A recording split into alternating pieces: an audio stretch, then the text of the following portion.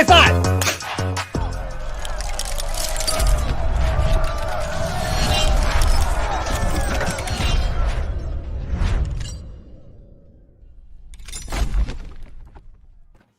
And welcome in, everybody, to the MHRT Podcast. I'm your host, Mundungus Creevy, alongside my co-host, the 6'10", Mr. Boggins and Glenn Hauser.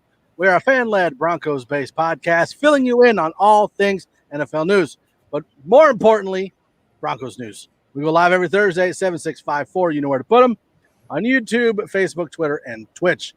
Now, we are currently on a quest for 1,000. I don't have a little sound effect, so I'll just point my finger and say it.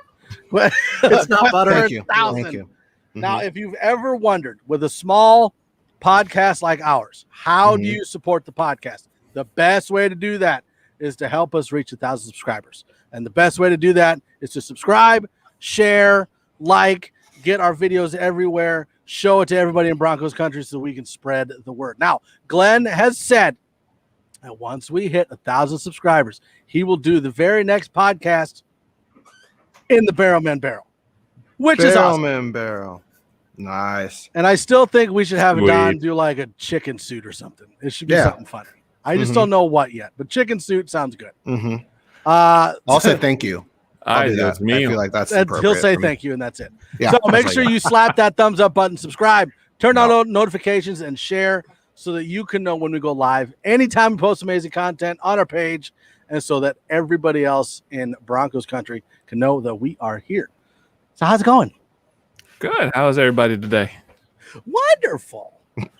Good. Doing great. Excited for training camp coming up next month. Yay. Well, let's go. Isn't there a mandatory minicamp in July 1st and then then it goes into training camp, right?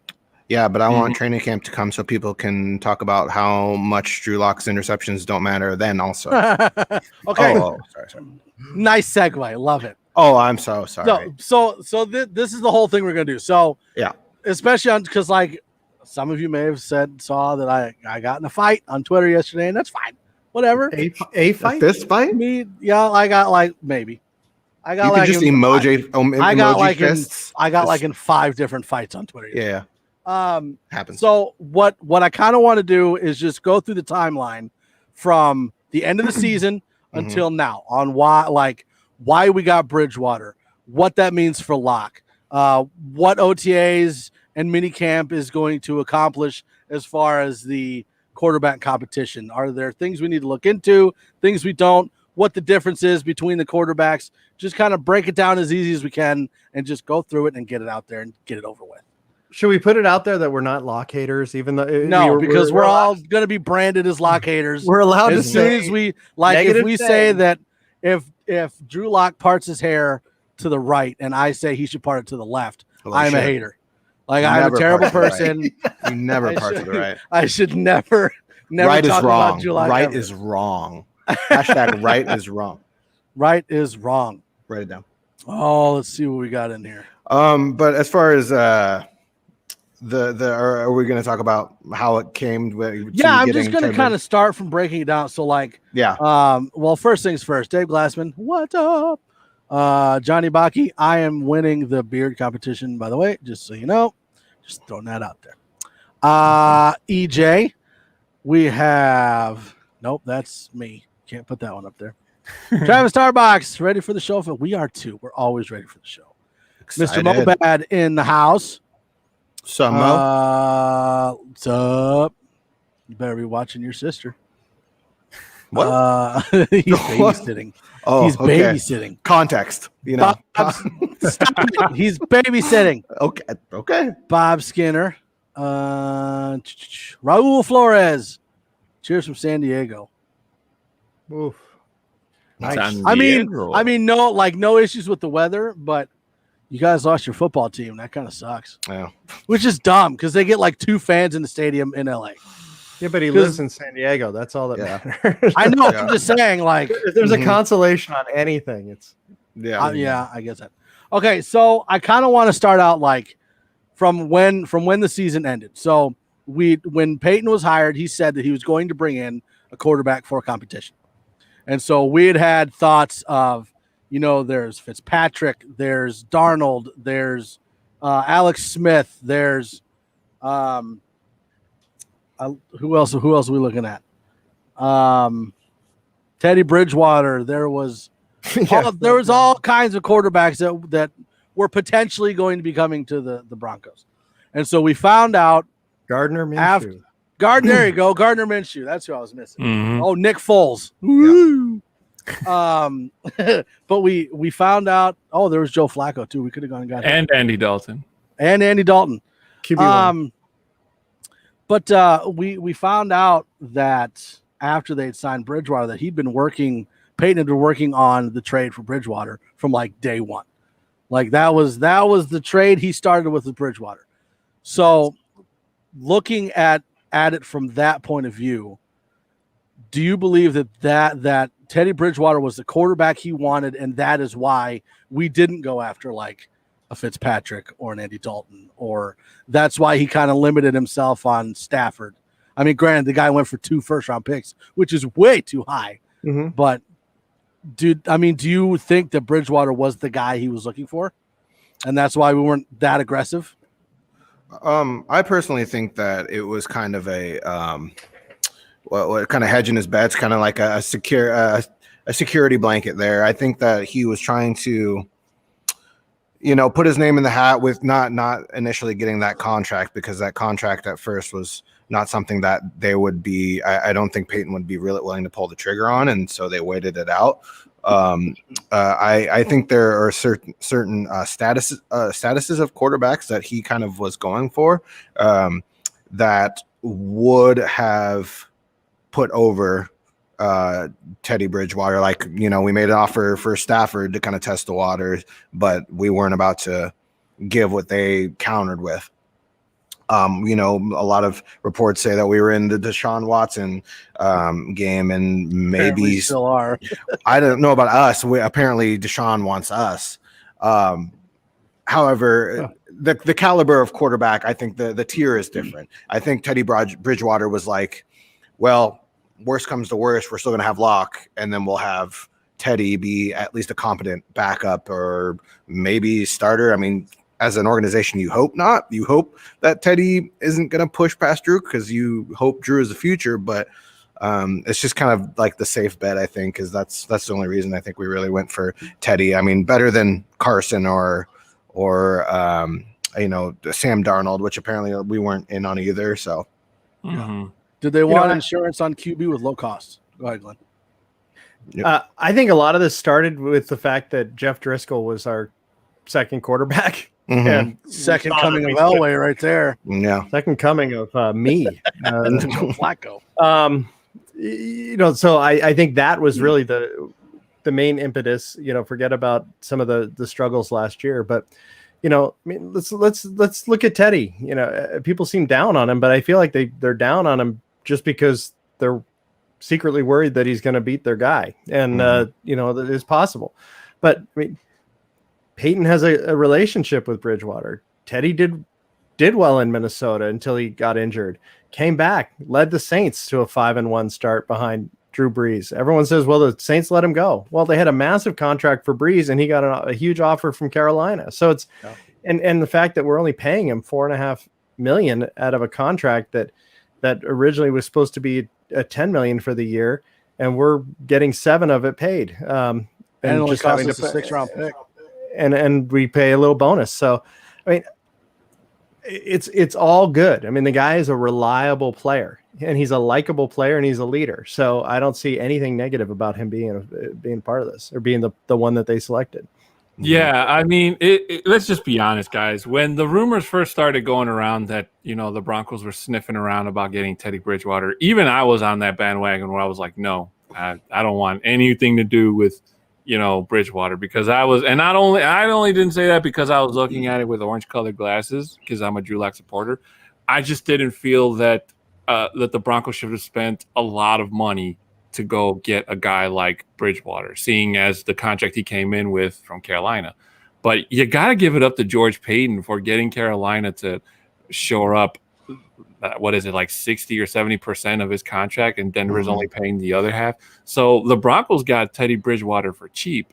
And to kind of the question about insurance, I don't really see Bridgewater as insurance, as more like Drew Lock being a liability, simply because Lock hater. And I say that simply because Drew Lock has a bigger hill to climb than Bridgewater. All Bridgewater has to do is literally just sit back and wait. If the Drew Lock experiment fails mid-season, if it lasts that long, Bridgewater's in. If Drew Lock gets hurt again, Bridgewater's in. Bridgewater does not have to do anything specific or fantastic to try to take his job. All Bridgewater has to do is just be there if he's not the starter. And if he is the starter, he's got a long way to go to try to convince Drew Lock supporters out there, the hardcore ones anyway, that Drew Lock can still be the answer Denver is searching for. Right. So let's kind of move it from there into going into OTA's minicamp. So with Drew Lock having been the starter of the previous season, obviously he's as from the moment that OTA's had started, or right before it, he was the incumbent. He was the quote unquote starter for the Broncos at that point. So going into OTAs, we've got Lock and we've got Bridgewater. What does Lock need to do to maintain his starting status? And what does Bridgewater need to do to take the starting job from Lock? And what kind of are the differences between what the quarterbacks look like? Because we know that like Lock has that rocket arm, and we know that Teddy is more of he can throw it, but he's more of the touch and timing quarterback. I think whatever you thought you were going to get with Alex Smith, you get Teddy Bridgewater, like a cheaper version of that. Like he's not going to do any big. He's not going to produce any big mistakes. He's just going to get you down the field, and he's just mobile enough. He doesn't have the biggest arm in the world. Don't get me wrong, but he places it where it needs to be. He knows the off. He's a smart guy. He's apparently great with the team. Definitely a leader. So I think it's worst case scenario for Teddy Bridgewater. He's a solid backup. Best case scenario, he obviously is our Bridgewater quarterback.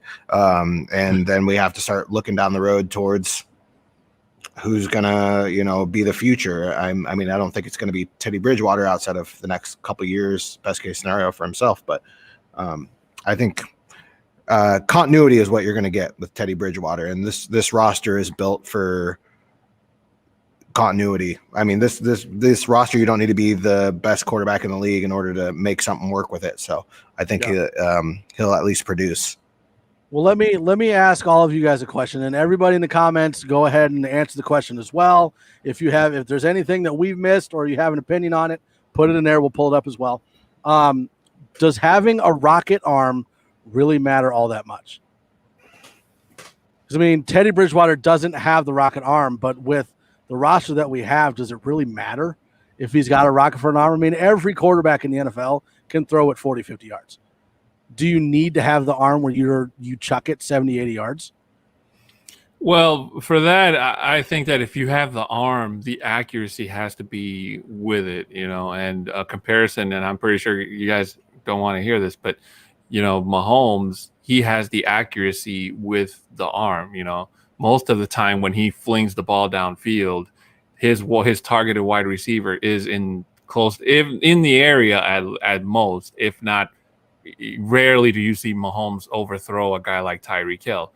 So with Drew Lock, it leaves more to desire of him just chucking the ball and him throwing into double coverage or throwing into a defender that's got the advantage over his targeted wide receiver. So in that regard, Drew Lock has the upper hand on Bridgewater. But Bridgewater has the experience where he can read defenses better than Drew Lock can at the current moment. And if he sees that if he can't throw the ball downfield, then, he can – I would say he's a little bit more mobile than Drew Lock, but not like by leaps and bounds. But he can trust his pocket, and if he sees a hole, he can run and scramble and pick up a few yards, and learn to slide and not take a hit like Drew Lock has been known to do these last couple of games. So, veterancy versus rocket arm. Either way, goes either way. Yeah. So we all kind of know the issues that Locke needed to work on coming out of last season. He was having issues making the proper decisions, making the correct reads, getting through his progressions fast enough. His footwork was a little messed up. Well, a lot messed up. And a lot of that, can mix in with, having bad play at center, having the guard struggling, having a struggle at right tackle, not having Cortland Sutton, Judy not able to catch anything. It kind of mixes in with that. But when you go into OTAs in a quarterback competition, while interceptions, and this is my personal opinion, while I don't think interceptions matter, you can throw as many interceptions as you want. The how and why you threw the interceptions matter. If take Teddy, for example, new quarterback, new system, new teammates, if he's missing some receivers high, or if he's throwing to a spot where a receiver's not, or the ball is just a little too far out in front, that's more of a timing and getting to know the player kind of issue that can be fixed. What you look for in Locke is if he's throwing interceptions, why is he throwing them? Is he throwing them because the defense is playing really well? Is he throwing them because he's got pass rush in his face? Is he throwing it because he's making a poor throw? Is it because he made a bad decision? Like, those are the things that we need to look at. So while interceptions and OTAs don't really matter, the how and the why do going into a quarterback competition. Well, I had heard that the Lock interception to Malik Reed actually slipped out of his hand, went backwards, and Reed caught it. I mean, and so, that's just one of those unfortunate things. And he probably is stressing out. I can imagine he's under a lot of pressure. He can claim that he's not reading any of this stuff, and that, people are only his inner circle is only telling him good stuff. But I can't imagine he's not paying attention to all this chatter, and the pressure's not being felt. Well, but I mean, based on what Albright was saying, is that Drew's biggest problem is he's still stuck on the first read, and once he's outside of that first read, he's having an issue. He kind of panics. Yeah, trying to figure out where to throw next. I mean, I had tweeted out a comment that was essentially like, every interception in OTAs doesn't matter. However, when you're in the midst of a QB competition and you have coaches that are watching this and writing down pros and cons, your cons list is filling up if you're throwing more and more interceptions, when this is what they're looking at. Like Fangie already said, once they get to 11 on 11s is when they're going to start really trying to gauge who they feel best can run their offense. And like, it's gonna continue to get harder for Locke too. Like, as we go on, as they start putting pads on, as they're like it's not gonna get any easier. This is the easiest you're gonna get is 11 on 11s, and you've already had a year in this offense. You should be coming out looking at least decent. Now, that being said, I mean, Case Keenum, I remember, didn't throw any interceptions. Patrick Mahomes threw a ton of interceptions. However, when you're in the midst of a QB competition and someone is on your heels, and this is what the coaches have to look at, that is definitely going into your cons section of your application for the job. So it just really depends on how Drew Lock really takes this and learns and continues to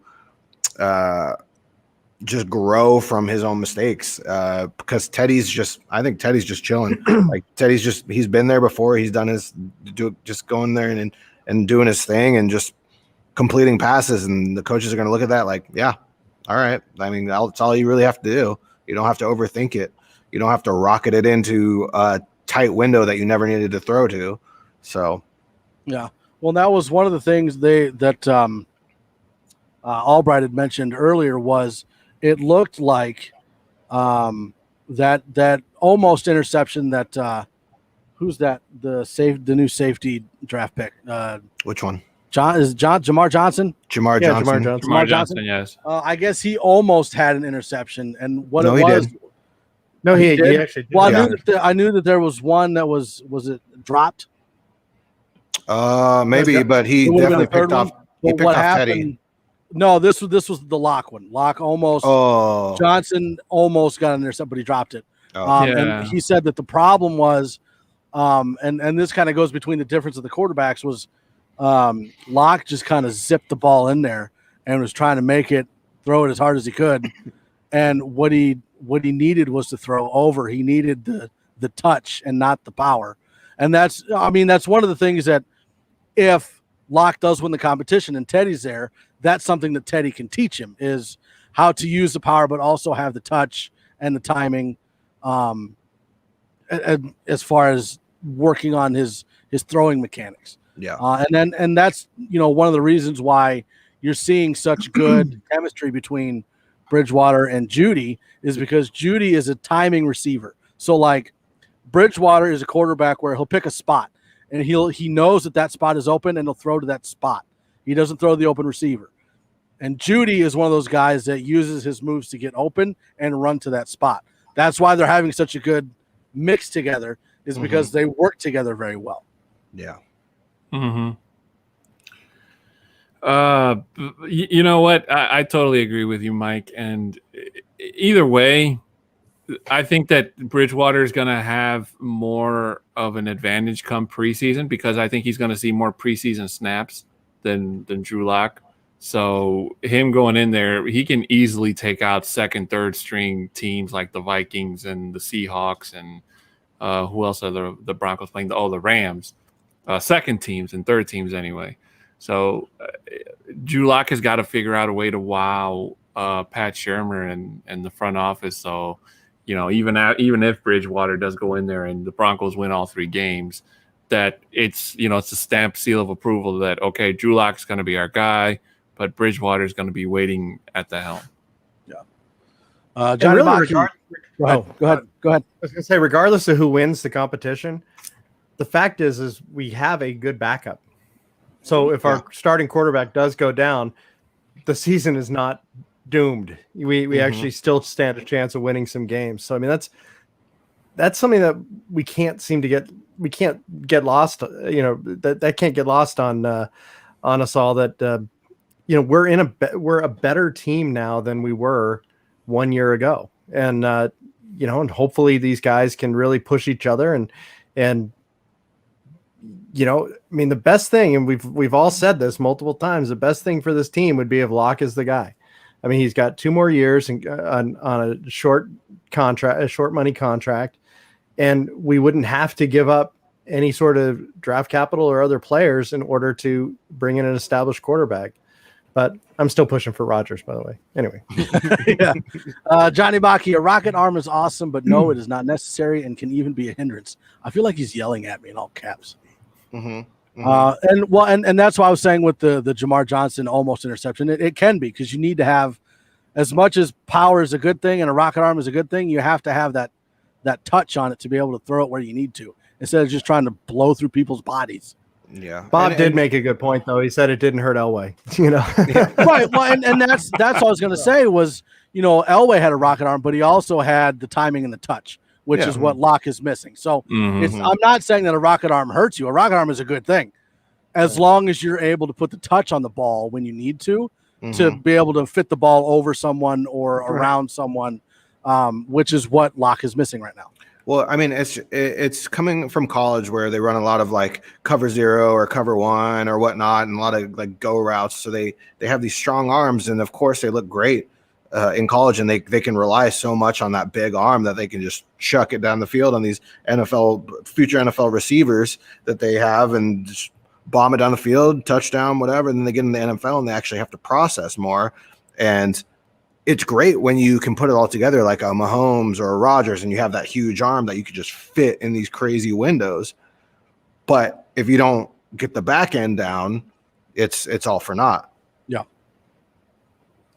Let's see here. We also have Raul.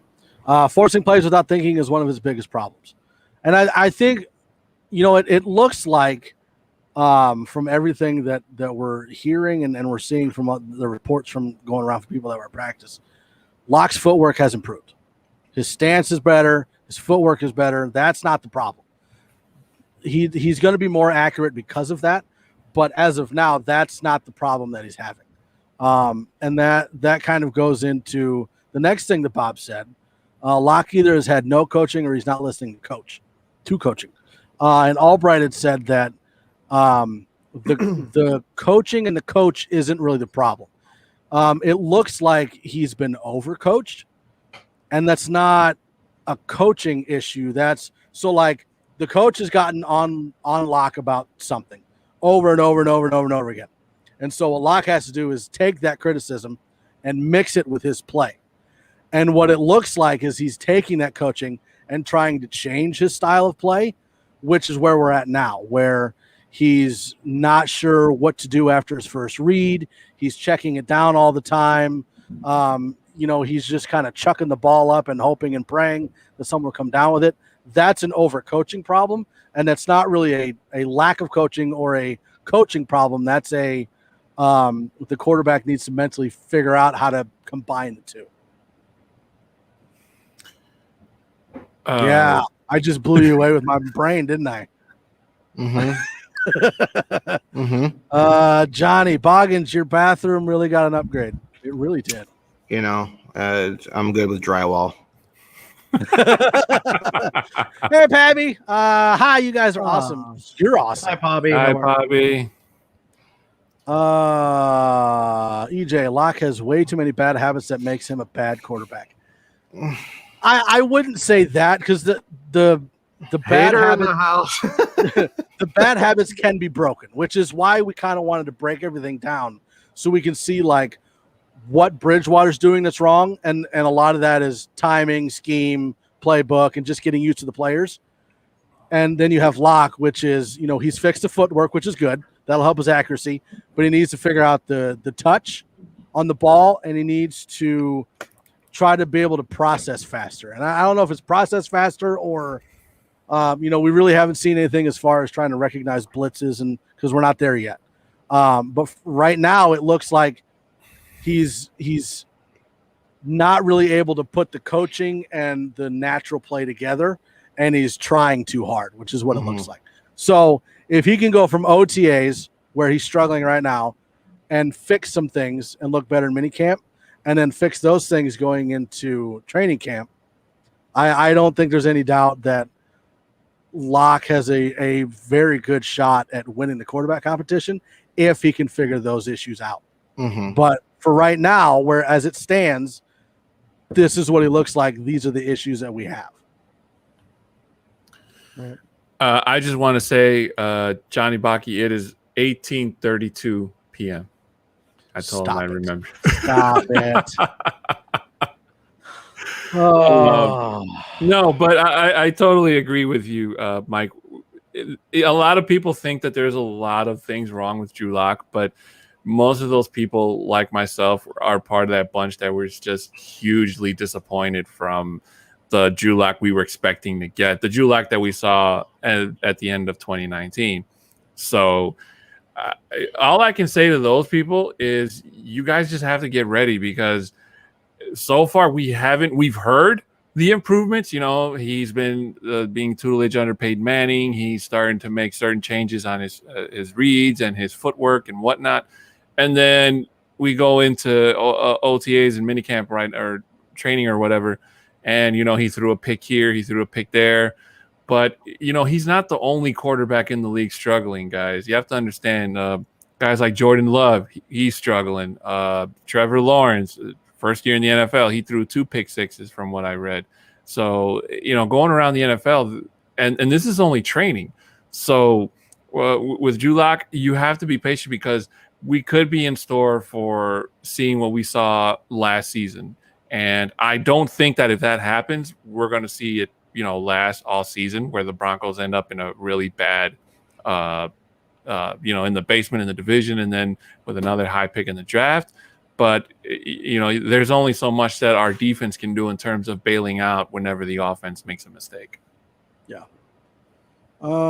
Dave's got a good one. I am neither a Locke hater or a lover. It's best for the team if he can succeed. Also, Locke has the higher ceiling, while obviously Bridgewater has the higher floor. I'm gonna push back on that a little bit. As far as Bridgewater's ceiling goes, I don't know if we've seen his ceiling yet. And the reason I say that is because there's a big difference between what we saw in Carolina and what we saw in New Orleans. Like in New Orleans, if he can play like that, he's a top 10 quarterback. I mean, he only played 6 games, or did he start 5 and play 6, or did he start 6? 6, I think it was. Because I know he was 5 and 1. I don't know about starts, but he was 5 and 1. No, that would have been as a starter. Yeah, so 5 and 1, and he had 9 touchdowns, 2 interceptions, and like almost 1,300 yards. Yeah, his best game in that run was against the Bears. If you take that and you look at that and you kind of look at it, he could have had a monster season in New Orleans. So it's more comparable if you compare the Saints roster then with the Broncos roster now, instead of trying to compare the Panthers roster last year with Denver's this year, because it's not even close. And a future Hall of Fame minded head coach. Right. Offensive minded head coach. Yeah. So, I mean, I want to say that we're going to see more of the New Orleans Teddy than we're going to see the Carolina Teddy, because he's got better players around him. So I don't know exactly what his ceiling is. Do I think that Locke's is higher? Maybe. He's got the tools for it to be higher, but he's got to be able to put the tools together. So I would at this moment, I'm not going to say whose ceiling is higher, but I will say that Teddy's floor is higher. We could just fusion them together. That'd be fine. We just you fuse like Locke and Teddy into one quarterback, and we're good. We're set. At like that cost, like you can even put their contracts together, and it's still insanely cheap. So it's perfect. Nick Kendall, Nick Kendall this morning had a. I don't even think he realized he said it, but it sounded so cool. He said he called them Bridge and Lockwater instead of Locke and Bridgewater. And I'm like, Bridge and Lockwater. Lockwater is so someone commented it was the Broncos for breakfast, and it was this sounds like a modern day version of Starsky and Hutch, Bridge and Lockwater. But so we could go with Lockwater and as the merge name, and that works. And we'll make it into the wild card. Bob Skinner, really, who cares what they do in June? I get that, and it's like we don't really care what they do; we care why they do it. Mm-hmm. That's more what we care about. Mm-hmm. And also, we're on every week. Yeah, we gotta talk about something. EJ, not taking Fields to come back to bite us. See, as much as I wanted that splash draft pick, Peyton didn't want Fields; he wanted Lance. And if like they showed their board, and it was Lance was the highest on their board, and then they had Surtain, and then they had Fields. Mm-hmm. Mm-hmm. So I agree with it. I mean, if they were questioning whether Fields was going to be a good fit, and they didn't want Fields, they wanted Lance, then take Surtain, don't take Fields. Yeah. But when you're watching these highlights of Surtain, aren't you like, oh my God, I can't believe we got this guy? He's so excited to watch him. It sounds like they're going to be putting him mostly on tight ends. It's been back and forth. So he's going to be covering like Waller and Kelsey. Woo. That could be fun. Yeah, he has the size. Maybe I've heard a lot about him maybe moving outside and Michael Ojemudia coming in for nickel and dime packages because he's been running a lot of that. So you could potentially see Michael Ojemudia doing that. So I would keep him out. I would keep Surtain outside. He's that good. Speaking of nickel and dime, they were was it Broncos? I can't even remember the name of the podcast. It was the one with Albright. Broncos Country Tonight. Broncos Country Tonight. Broncos. Yeah, I got it. Broncos Country Tonight. You're really killing our opportunity to get Ben on. Whatever. Good job. No, he was saying that it looks like and it sounds like they're going to be using a lot more of dime package. Mm-hmm. Well, they're going to be having 5 or 6 corners out there at all times, mm-hmm. or DBs out there with what, 2 on the line and then 3 backers? Yeah, it's just kind of the way the NFL is kind of moving, anyways. Like, there's not you have those, and then you have a lot of well, I guess let's just say that a lot of the NFL teams are starting to move that direction with five DBs out on the field, a lot of nickel. It's a passers league now, so there's a lot of. So answer me this question. Tennessee obviously is a massive running attack with Derrick Henry. Now that they got Julio Jones, do we have to change? Like, let's say our primary package is a dime package. Do we stay in that dime, or do we need to, how do we adjust it for for Derrick Henry and for Julio Jones? You know what? The only thing that would have made Tennessee's offense even more nightmarish would have been the fact if Arthur Smith was still running it. I think with Arthur Smith leaving and going to Atlanta, that Tennessee Titans offense is going to take a step back. Tannehill, he was lucky to come to a team and outshine himself coming out of that dark light he was in, or dark spot he was in with Miami, and being coached under Adam Gase. Yeah. So worst coach ever. Yeah, and Tennessee has still yet to really address their Achilles heel, which is their defense. So as great as Derrick Henry is, there's only so many times you can hand off the ball to him and expect him to run amok and be that guy. And thankfully, Denver has been one of the only teams that has not let Derrick Henry, run for crazy amounts of yards, even though the Broncos have been burned by other running backs over the past couple of seasons. Yeah, I'd probably just stick to your guns pretty much. I don't think Fangio doesn't change much. Fangio sticks to his guns, and he does pretty well. I mean, he's good at nullifying big threats. Like Tyreek doesn't do a bunch against us. Henry hasn't done a ton against us. Kelsey gets his yards in there, but I mean, you're going to take that all day opposed to something over the top or Derrick Henry just running down your throat all day. So if they've got 6 backers, they've got 2 on the line, and they got 3 linebackers. Obviously, you're going to have Chubb and Miller. Who's the middle? Johnson? Isn't it Draymond? No. So I'm saying if they have 6 DBs, and then they've got 3 linebackers, and they got 2 on the defensive line. Oh yeah. Who are the 3 backers? You've got Chubb, Miller. Probably AJ. Who's Alexander? Johnson. I would say Johnson. As of right now, it would be 3-2. It would be 3-2 and 6. Mm-hmm.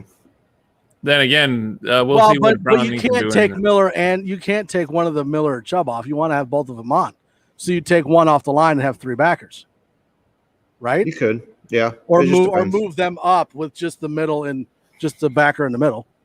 Mm-hmm. Just depends. And your Honey Bear got some attention this week, Mike. I know, and I love him to death, but that guy is so slow. I love. He's really smart, and he can do. I don't think he's got the skill or the talent of Johnson, and I think Browning will end up replacing him. Yeah, that definitely takes some brass ones for Mike to call anybody slow. Yeah. Hey, I start rolling and I'm fast, but like downhill. Yeah. Yeah. Aren't we all, Mike? Let's see here. Let's go with Raul. Do you guys think our offensive line really got improved this offseason? Yeah, Raul. Yeah. Here's my thing. So I still think Miners is going to end up taking the center spot, but it does sound like from what we're hearing from Reisner and Glasgow that just in the 11-on-11 drills, Cushenberry has had a better time recognizing what needs to adjust and what's coming, which was one of the big problems he had last year, along with Locke, was that he couldn't recognize what was coming at him. So he still, so far, hasn't shown he's got the physicality that they needed, but it looks like mentally he's starting to figure it out. Yeah. Mm-hmm. Well, he was another one that they invited to do a presser, and I was just so impressed with Lloyd. I mean, he was really hard on himself over his performance last year, called it unacceptable, said he was not surprised that they drafted Miners with a 3rd-round pick because of his performance last year. I mean, he's the only lineman that played every single down for the Broncos all season. I think the only offensive player that played every down. Hey, Mark. Yep. We can't make fun of James anymore. Yeah. So I'm happy to hear that he's doing well so far in these practices, because I think he's a hardworking guy. Everybody likes him. He's a highly intelligent guy. It's the physicality I think is really the tough part, and hopefully he's beefed up a little bit, and it'll be a nice thing. I see him actually being the starter at the start of the season. I can't imagine that Miners is going to be able to grab that. It's a huge leap, but we'll see. Mile High 6, go Broncos from Canada. Yeah. Canada. What are you, a boot? Canada. Watch out, Rich. Mile High 6 is coming from your Canadian crown. My high 6. How much do you love the movie Strange Brew? Put it in the comments. Have you watched Independence Day? Because if you have, you're my new favorite. Dave Glassman, Browning has to be the ideal middle linebacker in the dime. Eventually. Boggins, you got to break that one down because I'm not sure why. He's more athletic. He's better in coverage, or potentially better in coverage, but he also hasn't been there yet. Like he's coming off an injury. He's still got to learn the defense. Fangio's defense isn't I think out of all the positions, linebacker is probably one of the most he asks them to do quite a bit. So I think that Browning not off the bat, no, is not. I think you're going to see. I think Sternad is probably the closest to maybe that position off the bat. But I think Josie's going to start the season at the will linebacker or in nickel, and we'll see how it goes. I forgot about Sternad there for a little bit. Mark, hey Wiz, where'd you get your MHRT hats from? Nice style hat. These are hats that I had custom made for us. These are the kind of things that we want to do when we're able to hit 1,000 subscribers, and we're able to use that income coming to add money from that to make stuff like this for merchandise for you guys. Because I have enough money to feed my kids, but I don't have enough money to give everybody MHRT hats. That's a lot of people. That's a lot of money. So these are just the kind of things that we want to do when we hit that. Mm-hmm. Should have Don put his on? Yeah, Don. We've all got them. Where's yours, Glenn? Mine is right there behind me. It doesn't. See? They don't even have theirs. It's kind of like Johnny and Isaiah. They had their right there. Their Nothing Rhymes jerseys on. Those are kind of cool. So they got their jerseys. We got our hats, and I sent these to everybody. I mean, this was before Johnny and Isaiah, but these are the kind of things that we want to do and be able to give to everybody. But it's not cheap, man. It's it's kind of pricey. So and Mike's gonna sign every hat he sends out. So. Oh, good Lord. Okay, but do I sign it my name or do I sign it Mundungus? No, that's up to you. Mundungus. Okay. I only thought about that because they do that at Lid, so I figured I'm like, well, you could have your name stitched on the side of the hat. Goofy says, "Go Broncos from Colorado." LOL. Goofy, have you gone since you live in Colorado? Have you gone to a Broncos game, or do you have season tickets? Lucky. Just throwing that out there.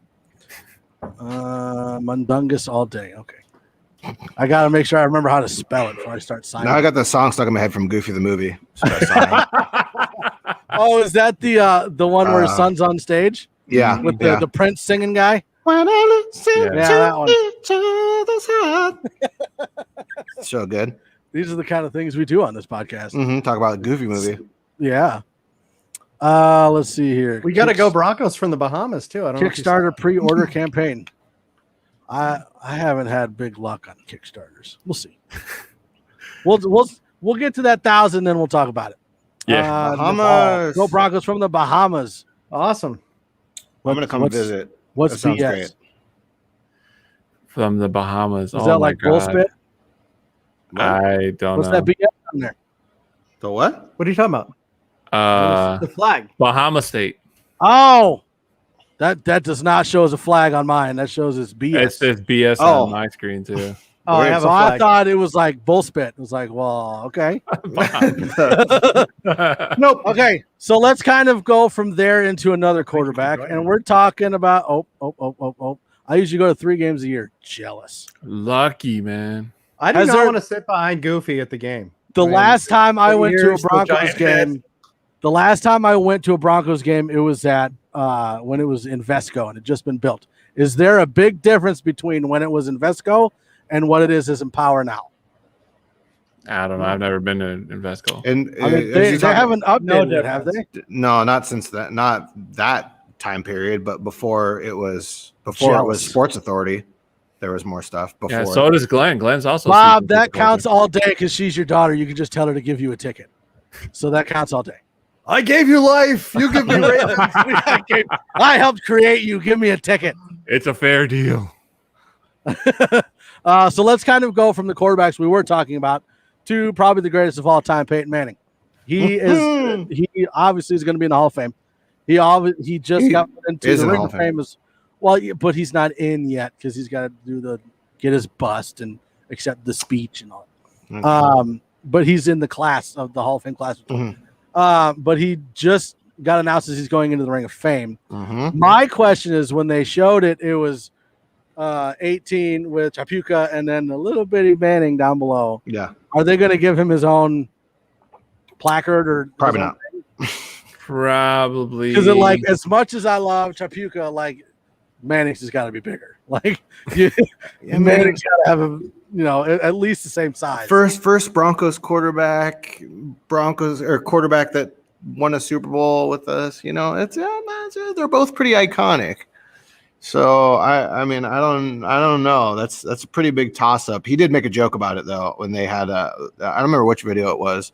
Maybe when they was announcing that he was in the Hall of Fame. No. It was his Peyton's Places with Elway when he pointed he pointed up to he's like, yeah, and there's my little bitty bitty name up there.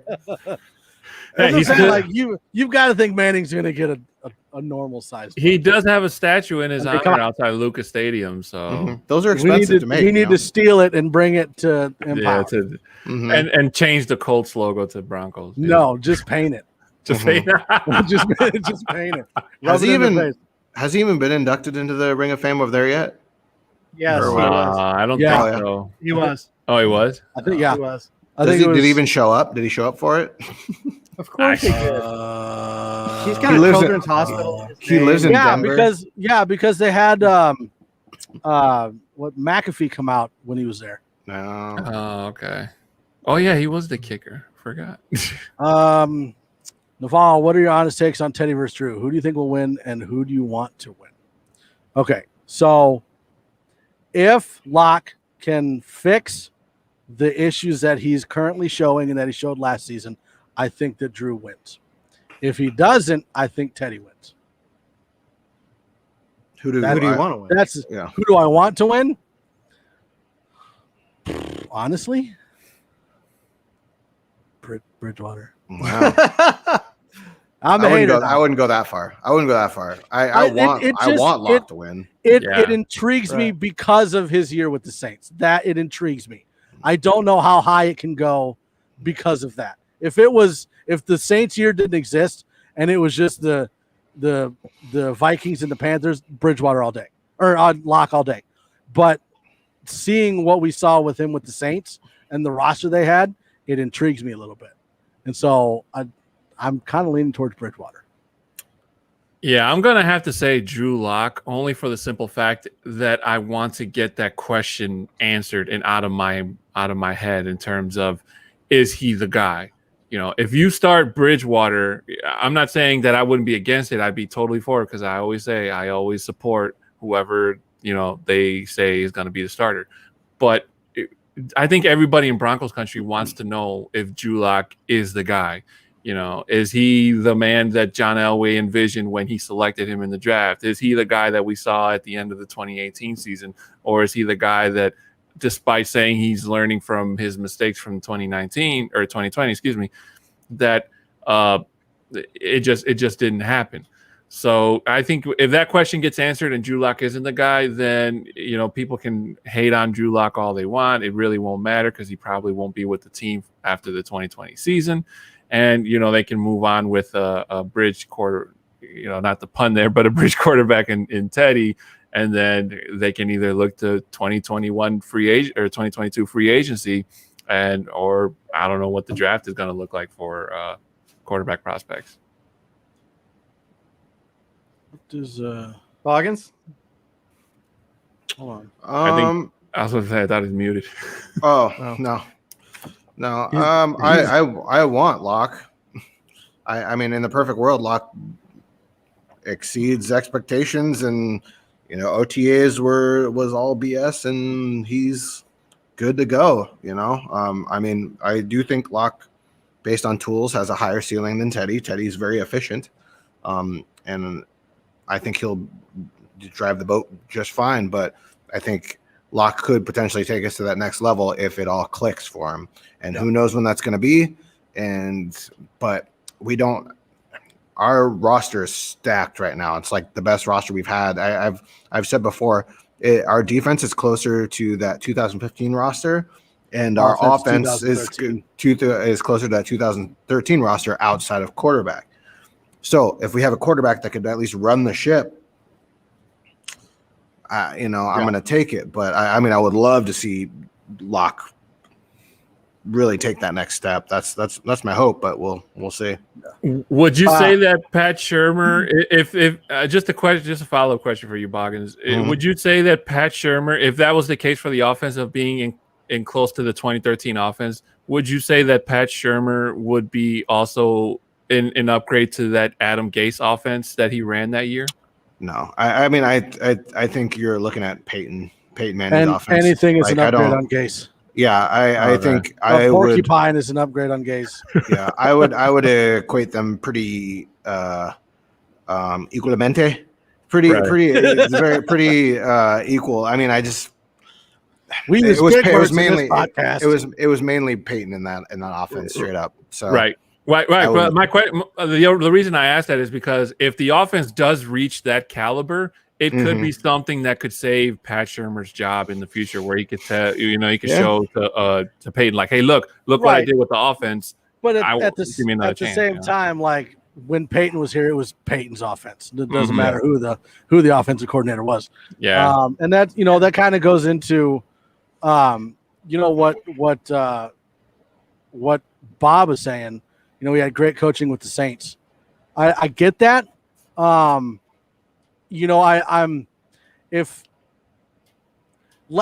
year was weird because like you want to be upset about how bad the team did last year with Shurmur as the offensive coordinator, but at the same time, like there were so many scenarios where either a wide receiver messed something up or a tight end messed something up or the quarterback messed something up that kind of painted the offense into a corner because they were only to install so much of the offense. So I don't really want to judge Shurmur yet because we haven't seen the full offense yet. We don't know what the extent of what the offense is going to look like until we get into practices into the season. Right. For me with those two guys, I mean, I hope it's Drew. I hope it's the Drew that we thought we were getting last year. I just remember we started the podcast right at the beginning of the season, and the optimism we had for his blowout season to happen was all there, only to be disappointed on many levels. Some unrelated to him, some related to him. You want the old Colin Cowherd view on Drew Lock, not the new Colin Cowherd. I don't want any Colin Cowherd. I'm done. The old I'm one. done. He's dancing. Yeah. I'm done. My money was on Don mentioning Colin Cowherd first, but right or Skip. But let's be honest. I want Aaron Rodgers. Okay, let's get him now. I don't care if we have to, address the quarterback situation in 3 more years. We may have 2 Super Bowl rings in that time to stare at while we're trying to think about what we're doing with the quarterback situation. So ideally, I want our starting quarterback to be number 12. There's no way Fangio would let what happened to the Packers in the NFC Championship happen to the Broncos. So I'm down. Bob Skinner, the whole team was bad. I do not disagree with that. There were some good glimmers of hope, but last year was woofed. You had Shelby Harris and you had Justin Simmons. And Goofy, they updated the screen that shows highlights and the score a few years ago, but otherwise not much has changed. Oh, yeah. All right. Mark Langley, it would be cool to talk to you guys live on MHRT anytime. Dude, that'd be fun. Get a hold of me on YouTube, Facebook, Twitter, Twitch. Yep. I'll respond within seconds because I never leave my phone anywhere other than my pocket. Mike, and if it were yesterday, you would have really gotten to talk to him. Yeah, you would have gotten me like live on my phone because I was fist fighting with people on Twitter all day. He was throwing books at people like I was. Certain people were getting Playboys, other people were getting the big textbooks. Going back to my question. What's your question? Hold on. Igualmente, because Boggins mispronounced igualmente. Oh no, that's not it. There's this one. Now it's time to show mistakes and fix them. Absolutely. Right here. Can they do NFL Hall like MLB? You wear your team you really like. I know that they can. They don't wear helmets. No, but they can pick when they're doing like what team you represent in the hall. Like when they, what's it called? At the beginning when they say, this person from this team, this person from this team, they can pick what team they want to represent there, right?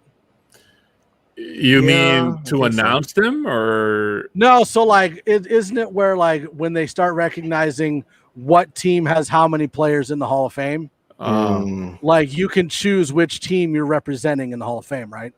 So like they'll still show like Colts highlights and Broncos highlights, and he's still gonna be in the Hall of Fame. But when it comes to a team being like, we have this many people in the Hall of Fame, he's allowed to pick which team he's representing, right?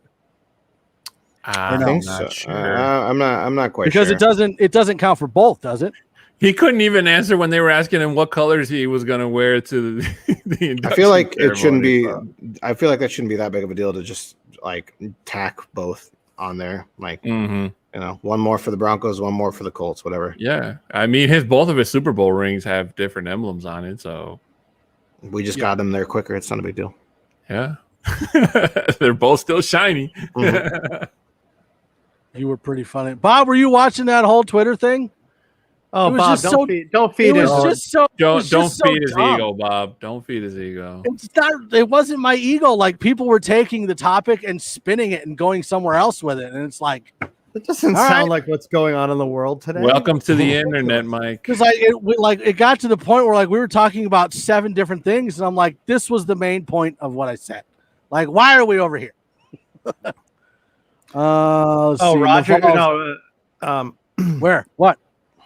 Raul was asking about, Rodgers or Watson, I think. And I want nothing. Oh, is that the run from Watson? I mean, that's even if he gets cleared of all of this, I mean, or, by way of settlements, I think you'd have a very hard time explaining to Broncos country, especially female members of Broncos country, why that was a good move. So I let's keep him out of here. I don't care if he wants to come. I mean, we were all in before any of these allegations happened. Yeah. And I mean, listen, he's going to get his process, one way or the other on this. But the fact of the matter is there's just so many people coming out that have come out that it's not worth it, in my opinion, for the team to explore something like that. Yeah. Naval Miller, Rich Skangs or Pat Shurmur as OC? I really think Drew fits Skangs better, but we will see. I can agree with that. I think. I mean, but he wasn't aggressive at all. That's the thing. Like Drew, Vic had to step in and say, we're going for this. Or like, and I was going to say, like, there were certain points last year where Shurmur had fit what we were trying to do with Drew's skill set, and it still wasn't working. So I don't know. Like I'm not exactly sure what the difference was between Skangs and Shermer. You know, they didn't dumb down the playbook. They just took some things out of it. So was that it? I mean, did he need another year with Scangarello? Is he going to look better this year under Shermer? I don't really know what the difference between the two is right now, because we didn't really see a whole lot of what Shermer actually wanted to do last year because of the COVID. Yeah, and Scangarello had to deal with 3 different quarterbacks that season. You know, he started with Flacco, then he had Brandon Allen, then he finished with Drew Lock. So you have 3 different quarterbacks, 3 very different styles. You know, obviously Flacco, the Mr. Stone statue, he wasn't able to take advantage of it. Brandon Allen showed flashes. I think his best game was against Cleveland. And then after that, he choked in Minnesota. And then I forgot what other game he lost before Drew Lock finally came in. And, you know, he went on that great run. I think if you look at both of them, it's essentially what we have at the quarterback position. Like, you had Scangarello, which had a higher ceiling, and then Shermer, which just gets you by. So that's essentially what I thought of it. I think Scangarello was a rookie OC. His scripted plays were great. And then it got towards the later in the game, and it got really complacent, and things weren't really popping the way that you would like them to. And I wish you would have got a longer opportunity, but you know, it's the NFL. Yeah. Goofy. I think Skangs didn't trust Drew, which is what led to the lack of aggression. Shermer trusted him too much. Now, Shermer did come out last year in a couple of them press conferences and say that he did not trust Locke. Am I making that up? I thought I haven't.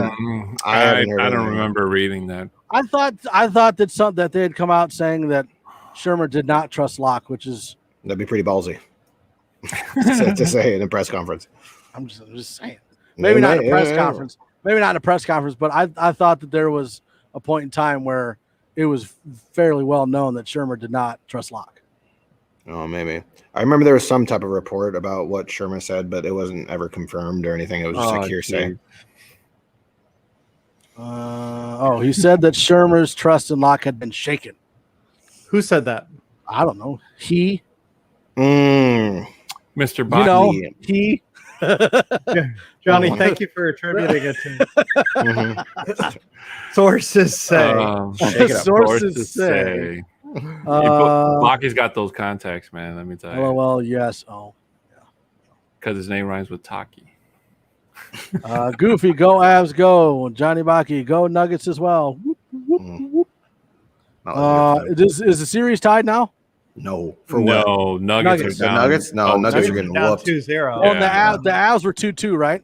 No, they're 3-2 down. They're 3-2 down. But it was 2-2. Yeah, and then they lost. Yeah. See, I keep up somewhat. Mm-hmm. I don't watch a lot of basketball and hockey. I don't. I wouldn't say that I specifically have a favorite team because I don't watch the baseball either. I don't really watch that much either. I'm a Nuggets fan until the Sonics come back. I'm a Nuggets fan until the Bulls. It's gonna happen. Back. Did you say you're a Mundungus fan until the Bulls come back? That's what I heard. That's what I heard. Nuggets for basketball. For hockey, it's the Blackhawks, obviously, and for baseball, it's the White Sox. Oh, Shermer said that Shermer's trust in Locke had been shaken. I don't remember. I thought that at some point Shermer had said that. You know what? We probably read it in an article somewhere. Do you blame the guy? TMZ said. I mean, again, again, like there were definitely some parts last year where you can be like, yeah, that was Shermer's fault. Mm-hmm. But then there are other points last year you can be like, yeah, that was Locke's fault. Mm-hmm. If you watch the game, you know, obviously we all like to be coach conscious, but if you think about it, like if there were a lot of people that were like, oh, Shermer's making bad plays, he's not doing this, he's not doing that. If there was any offensive coordinator or coach in the NFL that was calling terrible plays, do you think that they would be an offensive coordinator at any point in time? I mean, Shermer's gotten a lot of opportunities. Right. Historically, looking at Pat Shermer in the past, he doesn't call stupid plays that don't make any sense. No. Very often. So there had to be a reason as to why he was calling those plays. And whether it's a lack of trust in the quarterback or lack of trust in the quarterback's skills or lack of trust in the receivers or whatever it might be. There was a reason why those plays were called and why they looked retarded.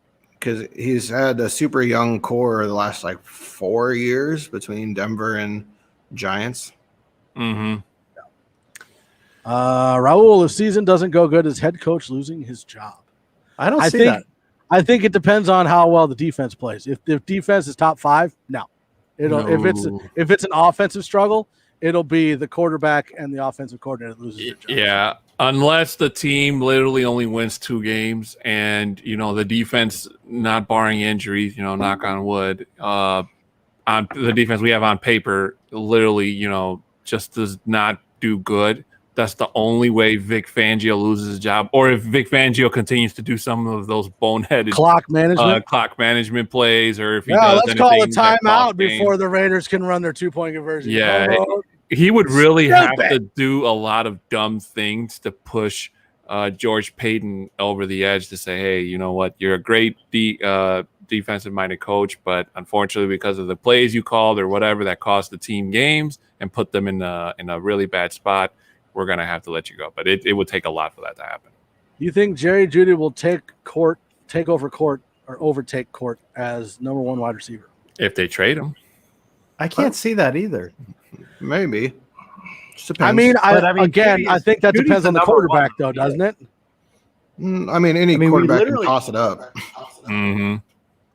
So there's just different types of receiver. I've never been a fan of the whole wide receiver 1, wide receiver 2 thing. It just depends on the scheme. It depends on the set. I love both of them for different reasons. They're not even close to the same style receiver. So Shermer didn't know we have a tight end on the team. No, at a lot of times he didn't. That's fair. That doesn't make any sense to me. I don't get it. Johnny coming back in, still yelling at me. We need to hire a clock management coach to coach Fangio on the sideline during games. Yeah, we need one of those coaches like what the Rams coach has. Yeah. Where he's like the pullback coach. Yeah. Grabs his belt and yanks him back, but he's the clock management guy. Mm-hmm. Yeah. So he'll grab Fangio's pants and yank him back like timeout. Yeah, that's what I was thinking, and I was going to say that. Damn you, Mike.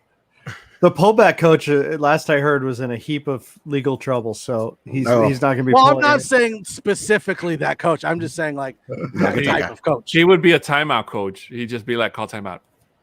You just see a coach over there chucking little crumpled up balls of paper and call timeout. Well, what's funny is Andy Reid always had that reputation as poor clock management. Now everybody, now that he has a Super Bowl under his belt, amongst other things, that he's now, everyone overlooks the fact that as much as I don't love the fact that he's with the Chiefs, I give a lot of respect for that man, because that man overcame a lot to get to where he was. So listen, we don't need to talk about the Chiefs head coach. He doesn't know.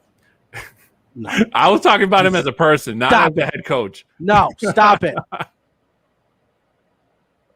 There you go, Johnny. You can do it. Yeah, Johnny can be the pullback coach. Johnny Clockman.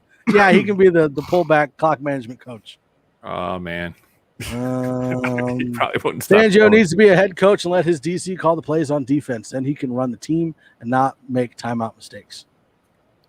How much does Donatel actually have to do with calling defensive plays? Well, I mean, he knows all of Vic Fangio's schemes, so I think because I will say there was definitely a difference when Donatel went out with COVID and was out for a couple weeks and then came back. Mm-hmm. You could definitely tell the difference.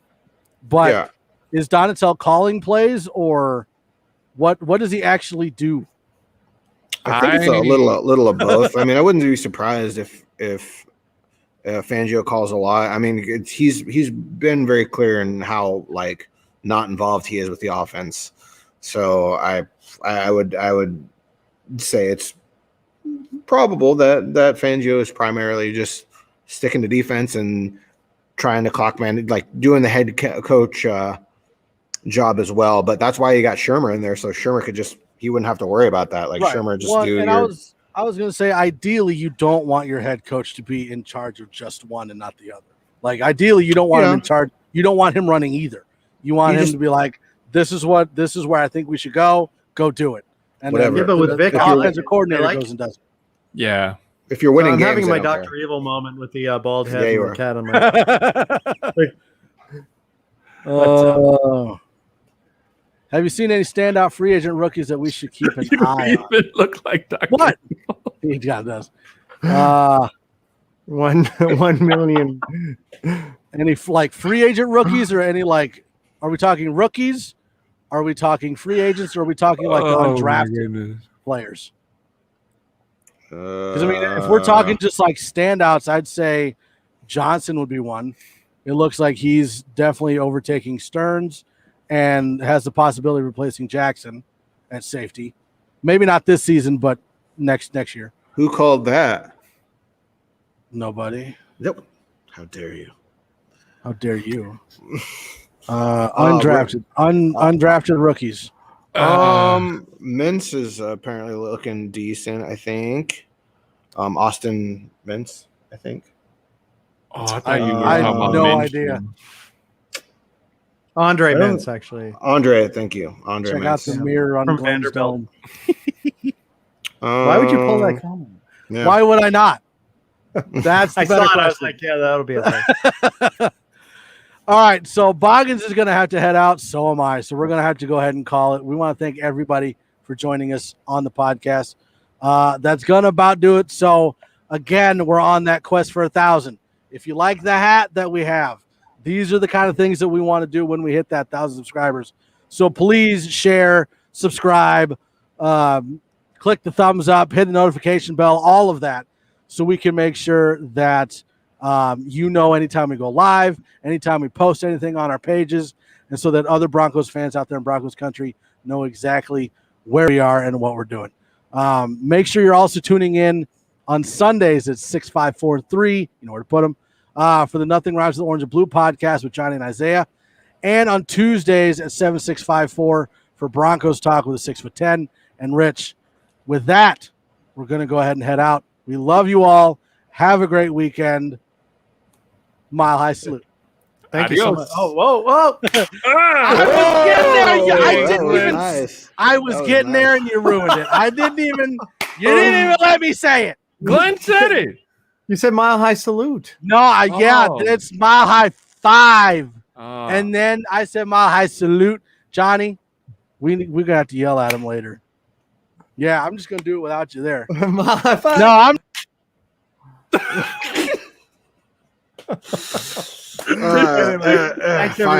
Finally. Bye. I don't even know what just happened. That wasn't me. I don't know what that was. Yeah, sure. Yeah, I'm calling it quit right now.